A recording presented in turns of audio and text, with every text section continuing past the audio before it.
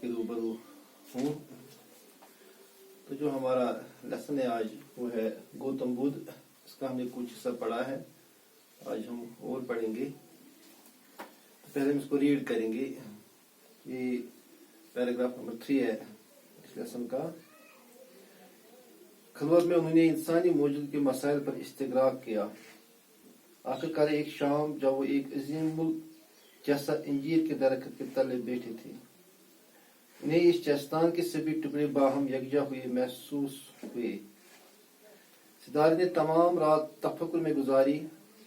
सुबह हुई तो उन पर मुनकशिफ हुआ कि उन्होंने हाल पा लिया है, और ये कि वो अब बुद्ध बन गए हैं, जिसके मानी एक साहिब बसीरत के हैं। तब उनकी उम्र 35 बरस की थी। जिंदगी के बाकी 45 बरस उन्हें शुमाली हिंदुस्तान में सफर करने में गुजारी। वो इन लोगों के सामने अपने ख्यालात का प्रचार करते जो उन्हें सुनने आते थे। 483 कबल मसीह में अपनी वफात के साल तक वो अपने हजारों पैरोकार बना चुके थे। अगर जो उनके इफ्कार तब तक तहरीरी सूरत में नहीं थे, बैर में उनके चेहरों ने उनका एक एक हर्फ याद रखा। ये बातें नस्ल दर नस्ल ज़बानी तौर ही सीने बसीने मुंतकिल होती रही। फिलहाल इतना ही।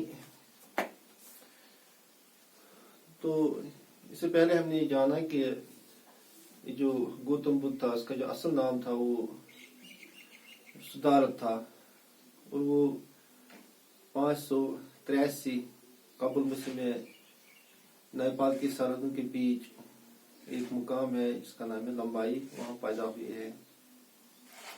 और हमने ये भी जाना कि जो गौतम बुद्ध था वो बेकू रहते थे, बेकरार रहते थे, और उसने ये मुशाहिदा किया कि जिंदगी में अक्सर लोग गरीब है, और उस गुर्बत की वजह से वो मुख्तलिफ इब्तिलाओं में गहरे रहते हैं और आखिरकार मर जाते हैं। और इसके अलावा हमने ये भी जाना कि 29 बरस की उम्र में उसने अपनी अज़वाजी जिंदगी से किनारा कशी का फैसला किया, और वो एक सन्यासी बन गई।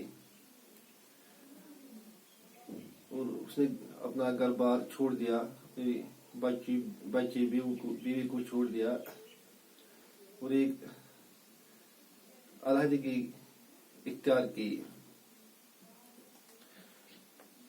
और इस दौरान उसने अपने आप को इज्जत दी, तकालीफ दी, और बाद में उसको ये इदराक हुआ, ये समझ लिया कि अब फाका कशी और खुद इज्जत से इंसान सच्चाई तक नहीं पहुंच सकता है। तो इसके आगे हम पढ़ेंगे आज। खलवत में उन्होंने इंसानी मौजूदगी के मसाइल पर इस्तिगराक किया। खलवत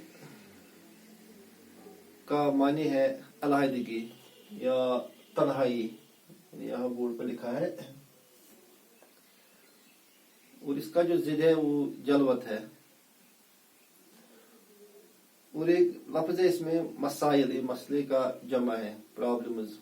और इस्तिगराक का मतलब है किसी ख्याल में डूब जाना या किसी ख्याल में महू हो जाना।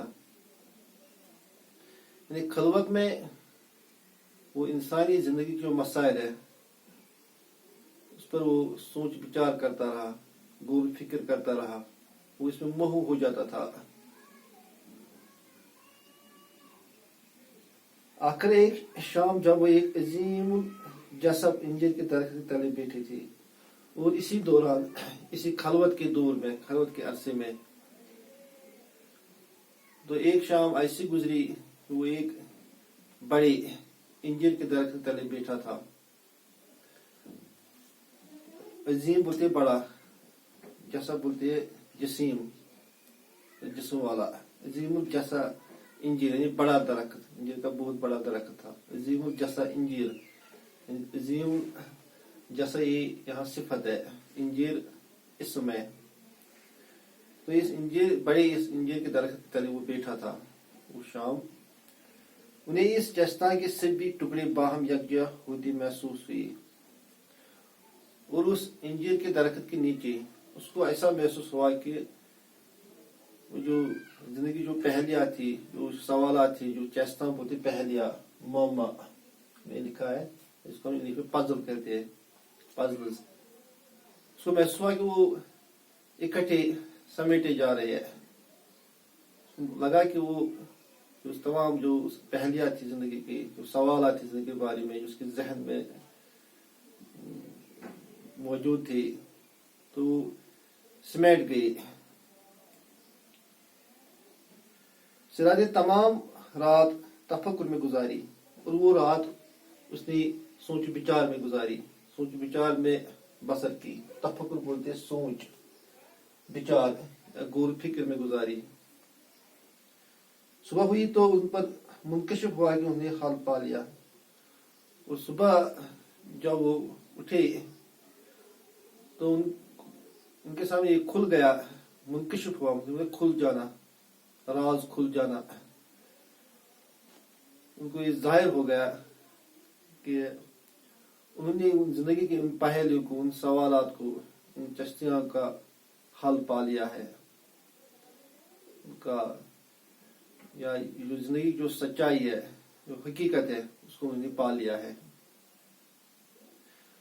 اور یہ کہ وہ اب بدھ بن گئے ہیں. اور یہ چیز ان پر منکشف ہو گیا، کھل گیا کہ وہ ایک بدھ بن گئے ہیں، جس کے معنی ایک صاحب بصیرت کے ہے. اور بدھ کا مطلب ہے صاحب بصیرت، اس کا معنی ہے یعنی علم والا، اس پاس علم ہو، آگاہی ہو، بولتے ہیں بصیرت، علم یا سمجھ اس کو بولتے ہیں. تو اس کو لگا کہ اب وہ علم والا انسان بن گیا ہے، بصیرت والا انسان بن گیا ہے. تب ان کی عمر 35 برس کی تھی. اور اس وقت جب اس کو یہ چیز منکشف ہو گیا کہ اب وہ صاحب بصیرت ہے، علم والا ہے، اس کے اندر آگاہی ہے، زندگی جو سچائی ہے، اس کی حقیقت اس کو کھل گئی ہے، تو اس وقت اس کی عمر 35 برس کی تھی. برس بولتی ہے سال کو، 35 ایئر اولڈ تھا وہ اس وقت. زندگی کے باقی 45 برس انہوں نے شمالی ہندوستان میں سفر کرنے میں گزاری. اور جو زندگی کا جو باقی دور تھا، جو باقی 45 برس تھی، تو انہوں نے وہ سفر میں گزاری.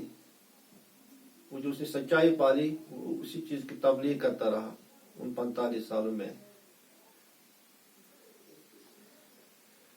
وہ ان لوگوں کے سامنے اپنے خیالات کا پرچار کرتے جو انہیں سننی آتی تھی. وہ جو اس کے خیالات تھی، جو اس کی افکار تھی، جو اس کا نظریہ تھا، جو اس نے سچائی جانی تھی، تو اس چیز کا وہ ذکر ان لوگوں کے سامنے کرتا جو اس کے پاس آتے تھے. جب لوگ اس کے پاس آتے تھے، وہ اس کا سنتے تھے کہ جو بدھا ہے، اس کا نظریہ کیا ہے، اس کی سوچ کیا ہے، اس کی تعلیم کیا ہے. تو جو صدارت تھا، جو گوتم بدھ تھا، وہ لوگوں کو اس چیز کی اشاعت کرتا تھا، تبلیغ کرتا تھا. پرچار بولتے تبلیغ کرنا یا اشاعت کسی چیز کی. 483 قبل مسیح میں اپنی وفات کے سال تک وہ اپنے ہزاروں پیروکار بن چکی تھی. یعنی 463 قبل مسیح میں اس کی وفات ہو گئی. اور اس وقت تک اب اس کے ہزاروں پیروکار بن چکے تھے. بہت سے لوگ ایسے تھے جو اب بدھا کی تعلیم کو ایکسپٹ کرتے تھے، تسلیم کرتے تھے. وہ اس کے پیروکار بن چکے تھے، پیروکار ماننے والے فالوورز بن چکے تھے اس کی. اگرچہ ان کے افکار تب تک تحریری صورت میں نہیں تھی. افکار یہ فکر کی جمع ہے. یہاں تعلیم جو اس کو دیتا تھا، جو اس کے پاس جو نظریہ تھا، آئیڈیالوجی جو تھی اس کے پاس، جو تعلیم وہ لوگوں کو دیتا تھا، تو اس وقت وہ تحریری صورت میں نہیں تھی. تحریر میں وہ لکھا نہیں جاتا تھا. اس کو قلم بند نہیں کیا جاتا تھا ایسی کوئی، کیونکہ وہ دور ہی ایسا تھا کہ اس وقت کاغذ وغیرہ کا کوئی کنسپٹ نہیں تھا، اس کو کاغذ پیپر ایجاد نہیں ہوا تھا، وہ بعد میں ہوا۔ بعد میں ان کے چہل نے ان کا ایک ایک حرف یاد رکھا، اور اس کے بعد جو اس کی چہلے تھی، چہلے بولتے ہیں ماننے والے یا پیروکار، وہ اس کو زبانی یاد کرتے تھے، ان کے ذہن میں وہ یاد تھا۔ یہ باتیں نسل در نسل زبانی طور ہی سینے بہ سینے منتقل ہوتی رہی، اور اسی طرح یہ جنریشن ٹو جنریشن، نسل در نسل یہ چلتا رہا۔ اس کی کوئی تحریری صورت نہیں تھی، بلکہ زبانی لوگ دوسروں کو سناتے تھے، وہ اس کو یاد رکھتے تھے۔ اس طرح اس کی جو تعلیم تھی، جو بدا کی تعلیم تھی، اس کی افکار تھی، فکر تھی، وہ لوگوں میں منتقل ہوتی رہی، اور بعد میں اس کو قلم بند کیا گیا۔ تو اس ویڈیو میں اتنا ہی، خدا حافظ۔